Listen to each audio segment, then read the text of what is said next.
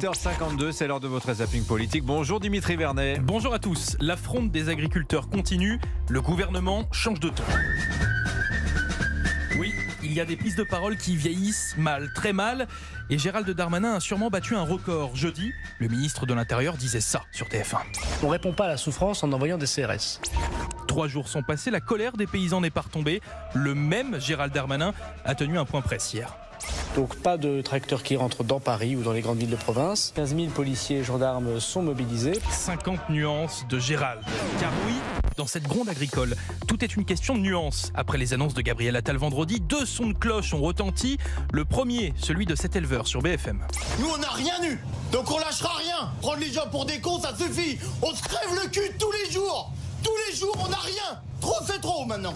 Le deuxième nous vient de cette agricultrice dans le JT de TF1. En toute honnêteté, je suis satisfaite des annonces du Premier ministre. Vraiment, il a annoncé des mesures très concrètes pour les agriculteurs qui vont leur faciliter la vie au quotidien. Mais bon, il fallait avoir ses lunettes pour lire son intitulé un peu plus bas. Cette agricultrice se nomme Sandrine Lefeur et est députée Renaissance. Étonnant, non ?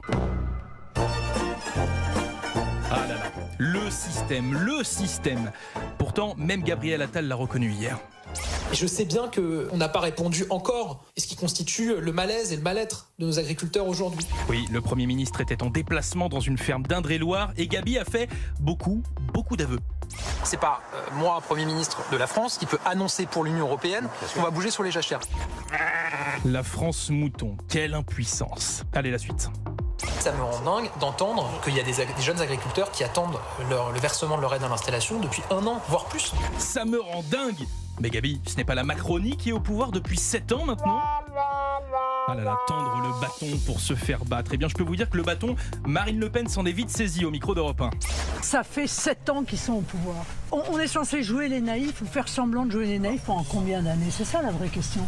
Parce que oui, c'est toujours surprenant d'entendre les députés de la majorité faire comme s'ils n'étaient pas au pouvoir.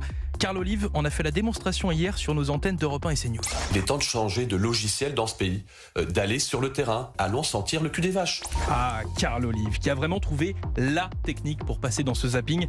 J'en peux plus, il a encore chanté. On fait la Java le samedi à Broadway, ça se fait comme un nœud. La Java de Broadway. Il va peut-être sortir un album. Mais attendez, mais il chante où exactement ? Où est-ce que vous trouvez Une tout fête ça ? de village, mais je trouve tout sur Twitter, mon cher Dimitri. Bon bref, un petit peu de musique. Dès qu'un micro et une chanson, Je capte tout. Dimitri est dans les Je parages. capte tout. Bref. Mais surtout Carl Olive, c'est ça que... Et surtout Carl Olive, c'est vrai. Bref, un petit peu de musique pour terminer, mais surtout pour détendre l'atmosphère, car il y a des propos qu'on n'aimerait jamais entendre, comme ceux de Jean-Luc Mélenchon hier sur BFM.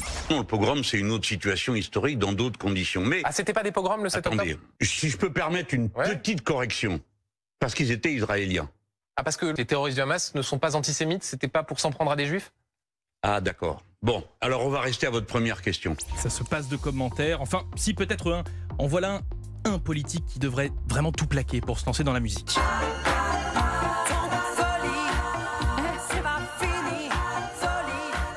Merci Dimitri Vernet, le zapping politique Europe 1. Allez, restez avec nous dans une demi-heure Culture Média sur Europe 1. Invité ce jour Frédéric Bourali qui joue José dans Scène de ménage, le mari de Lily.